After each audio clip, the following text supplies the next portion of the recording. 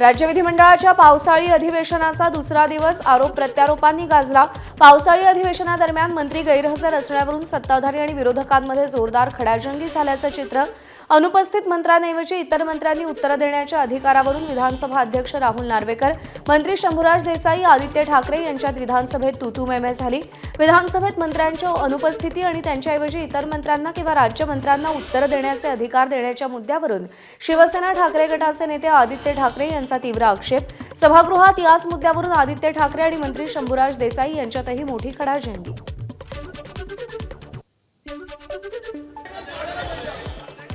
मध्ये रेकॉर्डवर नाही काढायला पाहिजे। 19 आणि 20 ला झालं नव्हतं, चुकीची माहिती येऊ नये। अध्यक्ष महोदय, राज्यमंत्री असताना राज्यमंत्री उत्तर देऊ शकतो, मंत्र्यांना उत्तर देता येत नसेल तर त्यांनी तसं सांगावं की जे अकार्यक्षम उपमुख्यमंत्री आहेत, जे सगळे बाकीचे बाहेर खेळ खेळत असतात, पैशाचे खेळ खेळत असतात, त्यांनी स्वतःची खात्याची जबाबदारी घेऊन जी खाती त्यांनी घेतलेली आहेत, मागून घेतली आहेत, हट्ट करून घेतली आहेत, रडून घेतली आहेत, ही खाती त्यांनी त्याची जबाबदारी घेऊन त्याचं उत्तर द्यावं हाऊसमध्ये। जे अध्यक्षांनी खोटं बोललेले आहेत, चुकीचं बोललेले आहेत की 19 आणि 20 मध्ये पण असं होत होते, ते रेकॉर्डवरनं काढावं। उगाच त्या खुर्चीवर बसून त्यांनी घाणेरडं राजकारण करू नये।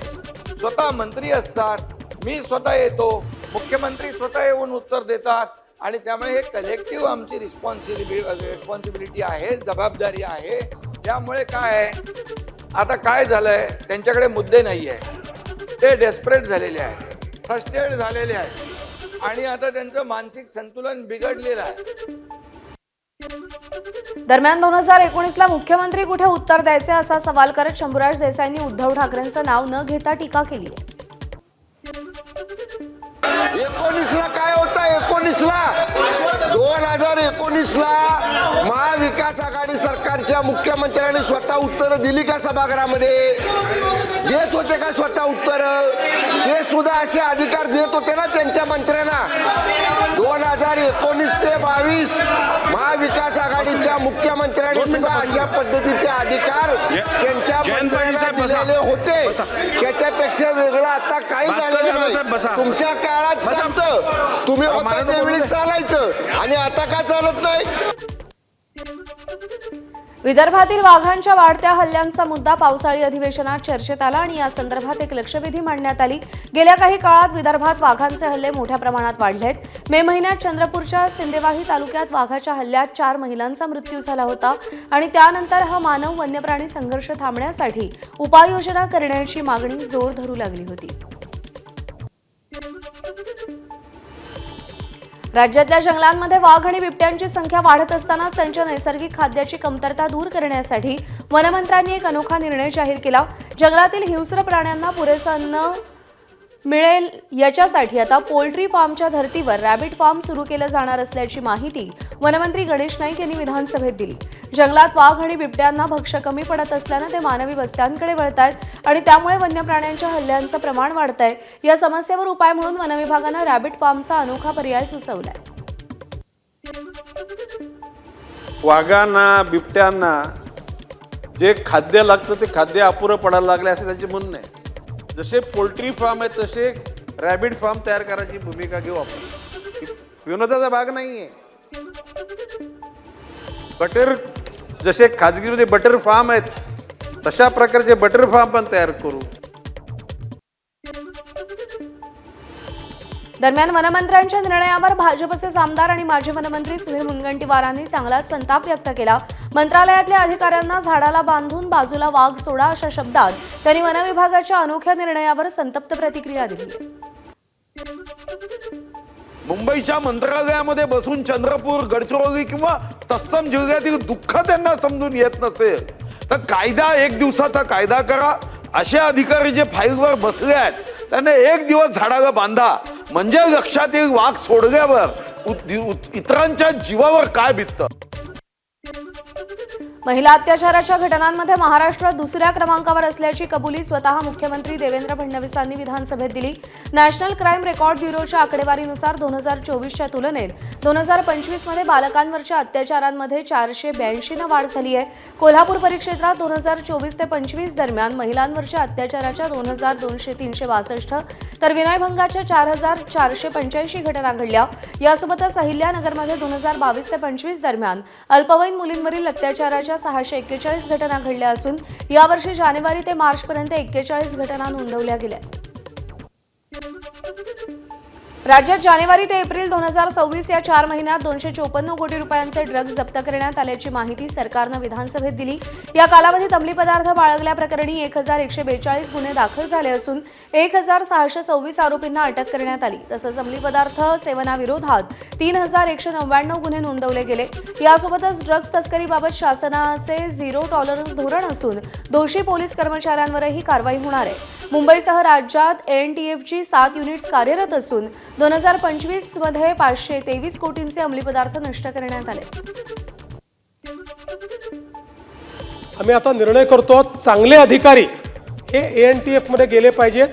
याकरता त्यांना स्पेशल पे किंवा 1 स्टेप अहेड अशा पद्धतीनं जो त्या ठिकाणी काम करेल त्याला आम्ही ते डेझिग्नेशन देणार आहोत. आणि त्यासोबत इथे जो 3 वर्ष काम करेल त्याला चॉईस पोस्टिंग अशा पद्धतीचीही आम्ही योजना तयार करतो. अँटी करप्शन सारखे वगैरे विंग्स तयार करणार असाल तर जरूर करा. कारण का ड्रग्ज हा पैशाच्या स्तोत्राचा सर्वात मोठा मार्ग आहे. त्यामुळे जिथे ड्रग्ज जास्त आहे तिथे मला पोस्टिंग द्या. त्याचे पैसे मुंबईत फिरवले जातात, म्हणजे मुंबईत दिले जातात पोस्टिंगसाठी, असा माझा स्पष्ट आरोप आहे. साहेब, मी ज्या एरियामध्ये राहतो त्या एरियामध्ये सर्वात जास्त ड्रग्जचा प्रादुर्भाव आहे आणि ह्याच्यामध्ये पोलीस इन्व्हॉल्व नाहीत असं माझं मत नाही. माननीय जितेंद्र आव्हाड साहेबांनी जो मुद्दा या ठिकाणी निदर्शनास आणून दिला आहे, निश्चितपणे या संदर्भात सिनियर PIला अकाउंटेबल धरलं जाईल. मात्र सुधीर भाऊंनी दिलेल्या सूचनेच्या अधीन राहून सिनियर PIवर त्याची जबाबदारी फिक्स होईल. ट्रिपल तलाकच्या मुद्द्यावरून काल सत्ताधारी पक्षातल्या आमदारांमध्येच वादाची ठिणगी पडल्याचं पाहायला मिळालं. भाजप आमदार देवयानी फरांदे यांनी उपस्थित केलेल्या प्रश्नावर राष्ट्रवादी काँग्रेसचे आमदार सना मलिक यांनी तीव्र आक्षेप घेतला. त्यामुळे सभागृहात काही काळ तणाव निर्माण झाला.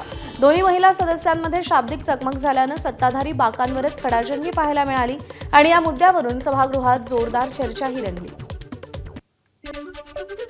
की जो पाकिस्तान आमच्या भारत देशामधून वेगळा झाला त्या पाकिस्तानाचा जर आम्ही आज विचार केला, त्या ठिकाणी जर कोणाला जर बहुविवाह करायचा असेल त्याला त्याच्या पहिल्या पत्नीची परवानगी लेखी स्वरूपामध्ये घ्यायला लागते. पाकिस्तानमध्ये बहुविवाह म्हणजे पॉलिगॅमीचं प्रमाण फक्त आणि फक्त 1% आहे. सन्माननीय अध्यक्ष महोदय, माझ्याकडे या 1.5 महिन्यामध्ये 3 केसेस आल्या. सन्माननीय अध्यक्ष महोदय, बुरख्यामधल्या महिला आमच्या भगिनी मुस्लिम जर घरच्या नवऱ्याच्या पासून सुरक्षित नसतील तर ही किती मोठी चिंताजनक परिस्थिती आज आपल्या देशामध्ये आहे. थर्ड, क्या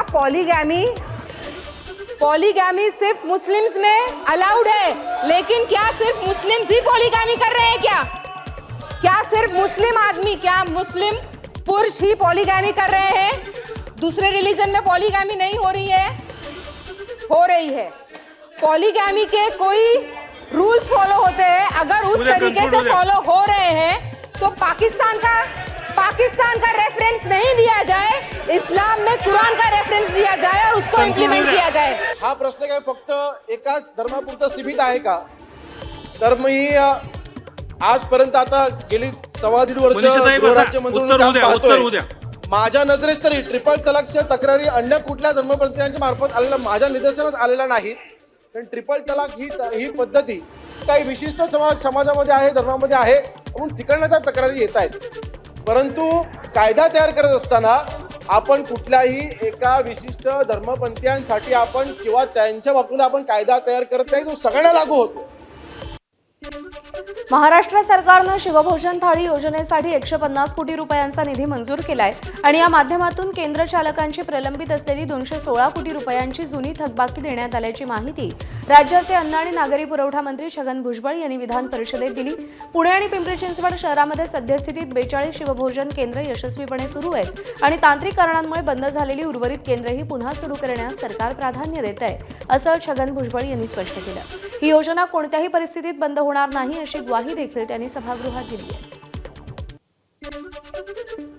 सभापती महोदय, हे मागच्या वर्षाचे जे थकलेले पैसे होते त्यामुळे काही अडचण निर्माण झाली होती, ते सगळे पैसे जे आहेत मागच्या बजेटमध्ये देण्यात आले आणि आता पुढच्या बजेटसाठी पुढच्या वर्षासाठी जे आहेत जे पैसे आपल्याला लागणार आहेत 216 किंवा काही जास्त लागतील त्यातले 150 कोटी रुपये प्राप्त झालेले आहेत आपल्या बजेटद्वारे. पण मी आता काय पुढच्या जे डिसेंबरचे पैसे तर आज नाही देणार ना. मुंबईतील केईएम रुग्णालयाच्या नामांतराबाबत सरकारनं अद्याप कोणताही निर्णय घेतला नाही अशी माहिती लेखी उत्तरात देण्यात आली. ठाकरेंच्या शिवसेनेचे आमदार सुनील शिंदे आणि मिलिंद नार्वेकर यांनी विधान परिषदेमध्ये नामांतर प्रस्तावाला स्थगिती देण्याचा प्रस्ताव मांडला. मंत्री मंगलप्रभात लोढा यांनी 100 वर्षांचा वारसा असलेल्या केईएमचं नामांतर करण्याचा प्रस्ताव दिला होता आणि या प्रस्तावाला मार्डनंही विरोध केलाय. महानगरपालिकेकडे नामांतराची विनंती आली असून निर्णय अद्याप प्रलंबित आहे. मेमोरियल हॉस्पिटल म्हणजे KEM आणि उत्तर दिले उपमुख्यमंत्र्यांनी की तसं काही नाही विचार, पण त्यांना अंधारात ठेवून मागून काम सुरू आहे कौशल्य एकलव्य स्मारक हॉस्पिटल करण्याचं. तर या व्यक्तीवर एवढा कोणाचा राग आहे की हे नाव बदलायचं? हा किंग एडवर्ड काय कोणतरी जुना अतिरेकी कसाबसारखा आहे का? कौशल्य विकास मंत्री आदरणीय मंगलप्रभात लोढा साहेबांनी हा प्रस्ताव पाठवला होता. तो आरोग्य समितीकडे आहे. KEM नावानं जगभरामध्ये प्रसिद्ध असलेली संस्था आहे. त्याला एक वेगळा ऐतिहासिक वारसा आहे आणि सगळ्यात सभापती महोदय याच्यामध्ये भविष्यामध्ये कशा अडचणी निर्माण होणार नाहीत याची देखील आपल्याला शहानिशा करावी लागेल. कारण याच्यात सगळ्यात महत्त्वाचा मुद्दा असा आहे की हजारो विद्यार्थ्यांना आपण याच नावानं पदव्या दिलेल्या आहेत, याच नावानं आपण प्रमाणपत्र दिलेली आहेत, याच नावानं आपण परदेशी परवाने दिलेले आहेत. तर या सगळ्या सिस्टीमवर काय परिणाम होईल का याचा अभ्यास केल्यानंतरच महाराष्ट्र शासन किंवा महानगरपालिका याच्यावर कार्यवाही करेल हा शब्द मी नार्वेकर साहेबांना देतो. विधान परिषद निवडणुकीत निवडून आलेल्या महायुतीच्या नवनिर्वाचित आमदारांचा शपथविधी विधान परिषदेत पार पडला. त्यामध्ये यापूर्वी विधान परिषद निवडणुकांमध्ये निवडून आलेल्या काही सदस्यांनाही शपथ देण्यात आली. त्यामध्ये खासदार सुप्रिया सुळेंचे व्याही अरुण लखानी यांनीही शपथ घेतली. त्यासाठी रेवती सुळेही विधिमंडळात उपस्थित असल्याचं दिसून आलं. तर कालच निवडून आलेल्या नवनिर्वाचित सदस्यांपैकी अनेक जणांनी शपथ घेतली. त्यामध्ये नाशिकचे गोकुळ गीते, पुण्याचे विक्रम काकडे, सोलापूरचे राजेंद्र राऊत, रत्नागिरीचे अनिकेत तटकरे, साताऱ्याचे धैर्यशील कदम यांच्यासह एकूण 16 आमदारांचा शपथविधी पार पडला. गानसम्राज्ञी पद्मविभूषण आशा भोसले यांच्या निधनानंतर विधिमंडळाच्या पहिल्याच अधिवेशनात विधानसभा अध्यक्ष राहुल नार्वेकर यांनी एक शोकप्रस्ताव मांडला.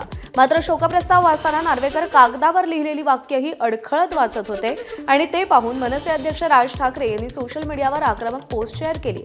आशाताई भोसलेंच्या निधनाचा शोकप्रस्ताव मांडताना विधानसभा अध्यक्ष राहुल नार्वेकरांनी ज्या पद्धतीनं मराठी भाषेची चिरफाड केली आणि कागदावर लिहून दिलेलं मराठी सुद्धा त्यांना वाचता येत नव्हतं, हे पाहून संताप आणि उद्वेग दोन्ही दाटून आला असं राज ठाकरेंनी आपल्या पोस्टमध्ये म्हटलंय. तसंच नार्वेकरांनी दीनानाथ मंगेशकरांचा उल्लेख दीनदयाळ मंगेशकर असाही केला आणि यावर राज ठाकरेंनी संताप व्यक्त केलाय. कैलासवासी आशा भोसले यांचा सुरानी अभंगातील ओतप्रोत भक्ती, प्रेमगत गीतातील अनुराग, श्रृंगार गीतातील मधुराळ मादकता, विरहत गीतातील दुखरी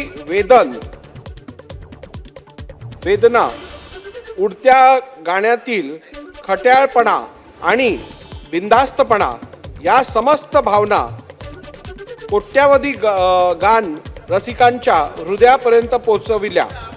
1943 मध्ये माझं बाळ या चित्रपटातून दत्ता डावजेकर यांच्या संगीताने सुरू झालेल्या आशाताईंच्या संगीत प्रवास तब्बल 12,000हून अधिक गाणी गाऊन थांबला. दरम्यान यावरून आदित्य ठाकरेंनीही राहुल नार्वेकरांवर जोरदार टीका केली आहे.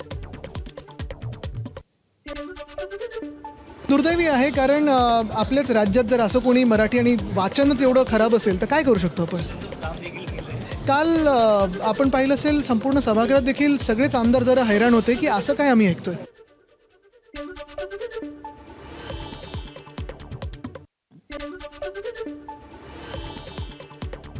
आशाताईंपाठोपाठ प्रख्यात गायिका सुमन कल्याणपूर यांच्या निधनाचाही शोकप्रस्ताव वाचताना नार्वेकर पुन्हा मराठी बोलताना अडखळलेच.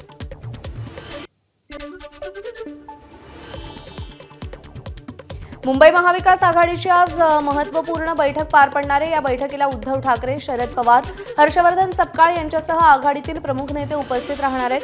राज्यातली सध्याची राजकीय परिस्थिती, विविध प्रलंबित प्रश्न आणि आगामी राजकीय रणनीतीवर या बैठकीमध्ये चर्चा होणार आहे. विशेष म्हणजे ठाकरेंच्या शिवसेनेतील 6 खासदारांच्या पक्षफुटीनंतर होत असलेली ही पहिली बैठक असल्यानं राज्याच्या राजकारणात या बैठकीकडे विशेष लक्ष लागलंय.